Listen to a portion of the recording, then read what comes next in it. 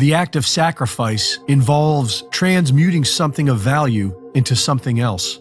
When we sacrifice a stick of incense, the resin is transmuted into smoke.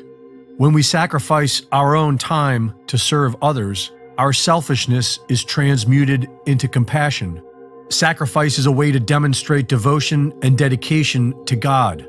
But the dark occultists, who wield power over mankind, practice an ancient form of sacrifice known as blood sacrifice. The occult is known for executing these blood sacrifices on certain calendar dates throughout the year, such as the Satanic Grand Climax of Summer, which is celebrated every year at Bohemian Grove with the Cremation of Care. The East Palestine train derailment occurred on February 2nd, Candlemas, a fire festival for the dark occult. The Nashville shooting occurred on the climax of Ostara, a week of sacrifice for the spring equinox. Spring is peak season for satanic blood sacrifice, and we are now at the grand climax of spring, which begins on April 19th and climaxes on May 1st, the holiday known as Beltane. April 19th and April 20th are two of the biggest blood sacrifice dates. The Branch Davidians were massacred in Waco, Texas on April 19th, 1993. 168 people were murdered in Oklahoma City on April 19th, 1995, under the watchful eyes of the CIA. The idea of mass school shootings was inculcated into the minds of the public at Columbine High School on April 20th, 1999. The BP oil spill in the Gulf of Mexico was on April 20th, 2010. This year's April 19th and 20th are especially important to the dark occultists. We are in the middle of a 3-month period that astrologers have been predicting since the end of last year, a period that began in the middle of March, which ends this June. According to the astrology, this rare culmination of events is all about a major transformation of the world's money system. And the astrology for April 19th and 20th is especially intense. There will be a solar eclipse in Aries, described as a time of societal breakdown, destruction, and rebirth.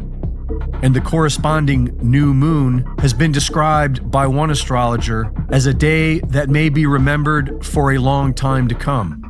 Traditionally, the purpose of blood sacrifice is to gain favor from the supernatural, to strengthen one's own spiritual power, and as a way to symbolize and memorialize a significant spiritual transformation or rebirth. But according to Michael Hoffman, they are now performing these rituals for the general public. Occult expert Michael Hoffman calls these dark occultists the cryptocracy and claims they have involved mankind in a process of transformation being orchestrated by these blood rituals. He wrote that these murders are actually intricately choreographed rituals performed first on a very intimate and secret scale among the initiates themselves in order to program them, then on a grand scale, amplified incalculably by the electronic media. In the end, what we have is a highly symbolic, ritual working, broadcast to millions of people, a satanic inversion, a black mass where the pews are filled by the entire nation and through which humanity is paganized, brutalized, and debased. Today, all of us can relate to being brutalized and debased by our governments. Hoffman explains that the reason this is being done to us is to make us submit. We are at the end of the ritual, and the cryptocracy are now putting it all on the line. He wrote, "If the truth of what the cryptocracy has perpetrated is grasped and acted upon, the consequences for the conspirators will be annihilation. But if the people fail to perceive the truth or fail to act on their perception, thus rendering the process a kind of tacit consent born of apathy, amnesia, and abulia, the consequence for the conspirators will be a giant step in the advancement of their system of control. That is to say, ever tighter bonds of enslavement for humanity."